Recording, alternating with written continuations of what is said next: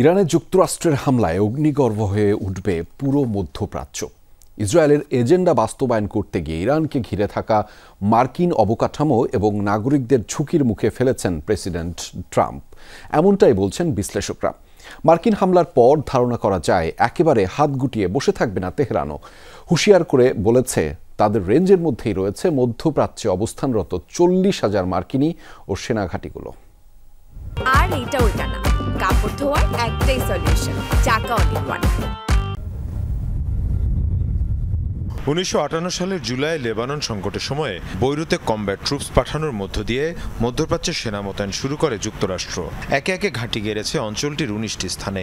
Council on foreign রিলেশনসের তথ্য অনুযায়ী 2025-এর মাঝামাঝি এসে বর্তমানে 40 থেকে 50 হাজারে দাঁড়িয়েছে মোতায়েনকৃত মার্কিন সেনার সংখ্যা।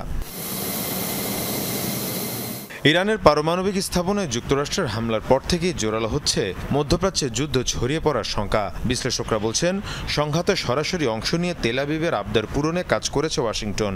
নেতানিয়াহু ইরানের শাসন ব্যবস্থা পরিবর্তনের যে উচ্চাকাঙ্ক্ষা দেখাচ্ছেন তা বাস্তবায়নে কাজ করছে ট্রাম্প প্রশাসন। তাদের এই পদক্ষেপ মধ্যপ্রাচ্যে বিপর্যয় ডেকে আনতে পারে বলেও শঙ্কা করা হচ্ছে।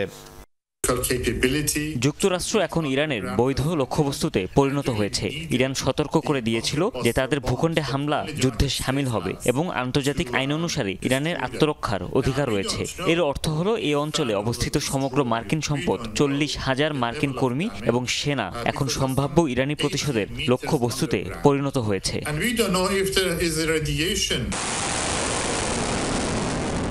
এদিকে নিজেদের ভঙ্গুর প্রতিরক্ষা ব্যবস্থা নিয়েও ইসরায়েলি ভূখণ্ডে মুহুর্মুহু মিসাইল ছুড়ে পাল্টা জবাব দিচ্ছে ইরান। কৌশল পরিবর্তন করে দীর্ঘ সময় ধরে লড়াইয়ের দিকে যাচ্ছে দেশটি।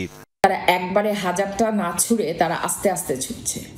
ওকে, তারা প্রথম দিকে 100-200 একসাথে ছুড়েছে, এখন তারা 10-20টা করে ছুটছে, because they want to continue this war.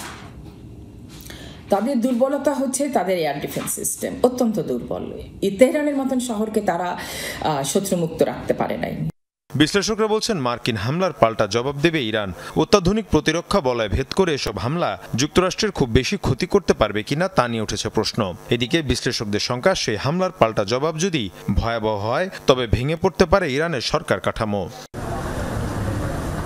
Mir Mushfika Hasan, Jamuna news.